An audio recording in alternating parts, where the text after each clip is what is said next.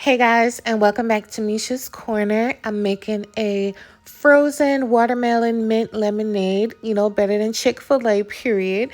Texas is currently giving heat stroke, and so we're going to be making a lot of drinks this week. So you're going to need a watermelon, of course, fresh mint, and some lemons and sugar. And this is the mini watermelon, by the way. I didn't do this with a large one because I wanted to serve the watermelon in the watermelon skin. And so that's why I use the mini. But if you want to use the big old large ones and put your drink in a cup, that's totally fine. So I slice it down the middle, of course, take the flesh out. It's not hard. It's not rocket science. This is not even much of a super recipe. It's just, I was making a drink and I wanted to show it to you guys. Y'all, it was just so hot yesterday, and I was just like, man, listen, I need to get me some watermelon.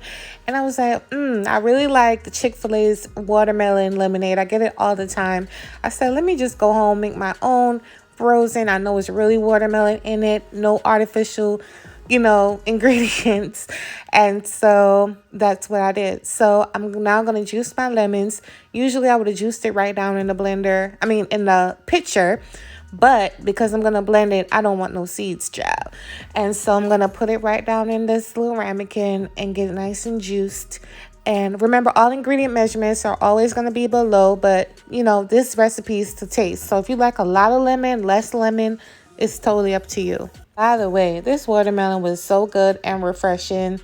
I was tearing some up on the sidelines, okay? But I'm going to add my watermelon to the blender like I'm doing right here. You can even add strawberries to this. It's actually good, but I didn't have any. You want to also add all the juice that accumulated in the bowl or pan or whatever you have your watermelon. Add your ice down in here, lots and lots of ice, because you're not going to be using any kind of other liquids. Watermelon is full of liquid, child, so you don't need no water or nothing. All right, and lastly, you're just going to add your mint, your sugar, and your lemon juice on top. I put the watermelon first because, that needs to be blended first and then it'll be liquefied or whatever. So if you're not familiar with using the blender, and yes, there are people, y'all, that need help with using the blender the correct way, especially when you're making a drink. So, yeah, you put the watermelon on bottom. It'll be easier to blend the ice up. So once I blend everything up just like I'm doing here, I'm just going to pour it right back into my watermelon canvases. By the way, I had them in the freezer getting nice and cold. So both of them were in the freezer while I made the drink. And then I poured it up right down in here. If your watermelon ends are uneven, just cut off a little bit off the bottom to make them even and they won't move, just like I have here. But this is how it looks. So good. Frozen, delicious, refreshing. Like I said, Texas is currently giving heat stroke, okay?